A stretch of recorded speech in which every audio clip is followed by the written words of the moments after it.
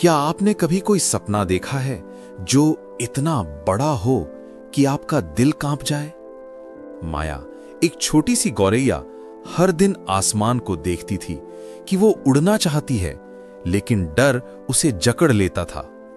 फिर एक दिन उसने कुछ ऐसा किया जिसने जंगल के हर पक्षी को चुप कर दिया। एक घना जंगल था। वहां एक प्राचीन पीपल के पेड़ की सबसे ऊंची डाल पर एक नन्ही गौरैया रहती थी, जिसका नाम था माया। माया की आंखों में सपनों का सागर लहराता था, पर उसके पंख डर से कांपते थे। जंगल के बाकी पक्षी, रंग बिरंगे तोते, चंचल मैना और तेज उड़ने वाले बाज आसमान में कलाबाजियां खाते, बादलों को चीरते।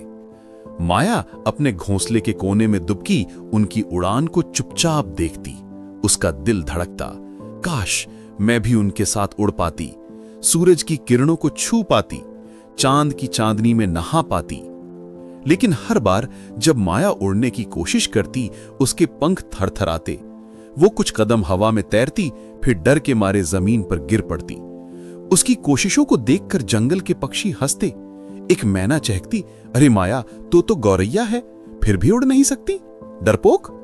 एक बाज ने तंज कसा, जा घोंसले में ही रह, आसमान तेरे बस का नहीं।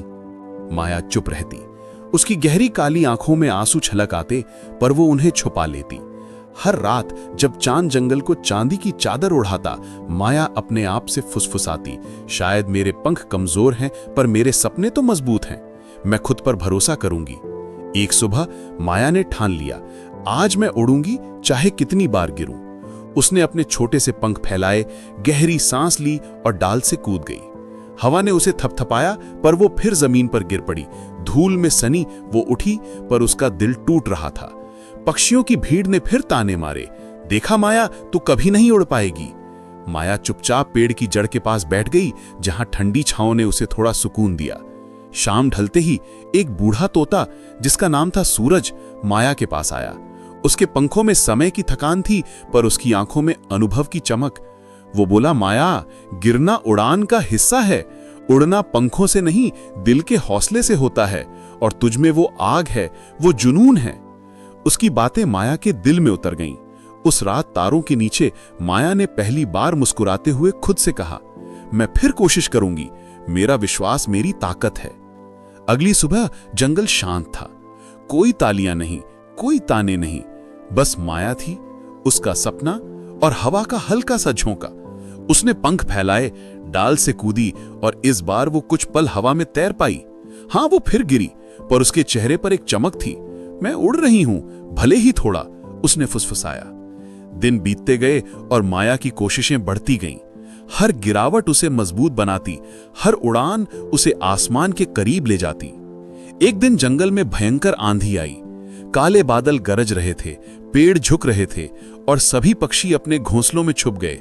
लेकिन माया ने उस आंधी को चुनौती दी। उसने अपने पंख फैलाए और हवा के खिलाफ उड़ान भरी। वो हवा से टकराई, पेड़ों की टहनियों से भिड़ी, बार बार नीचे गिरी, पर हर बार वो और ऊंची उड़ी। उसका छोटा सा शरीर थक गया, पर उसका हौसला अडिग रहा। जब आंधी थमी, माया बादलों के पास उड़ रही थी। उसकी उड़ान में एक नन्ही गौरैया की ताकत नहीं, बल्कि एक योद्धा का जुनून था। वे पक्षी जो कभी उसका मजाक उड़ाते थे, अब चुपचाप उसकी उड़ान को निहार रहे थे। सूरज, बूढ़ा तोता, पास आया और बोला, माया, तूने अपने विश्वास को अपनी ताकत बनाया, यही तेरी जीत है। सालों बाद जब माया के पंखों में उम्र की थकान आने लगी, एक नन्ही गौरैया, जिसका नाम था तारा, उड़ने से डर रही थी। माया ने उसे अपने पास बुलाया और कहा, तारा, डर तो हर दिल में बसता है, पर जो अपने सपनों पर, अपने आप पर भरोसा करता है, वही उड़ता है। तारा ने माया की आंखों में देखा, जहां सपनों की चमक अभी भी बरकरार थी, और उसने अपने पंख फैलाने का हौसला जुटाया। सीख, उड़ान पंखों से नहीं, इरादों से होती है। दुनिया ताने मारेगी, पर अपने विश्वास को कभी कमजोर मत होने देना। जो गिरकर भी उठता है, वही आसमान की ऊंचाइयों को छूता है। अगर ये कहानी आपके दिल को छू गई तो इसे लाइक करें, शेयर करें और चैनल को सब्सक्राइब करें। अगली कहानी में फिर मिलेंगे। धन्यवाद।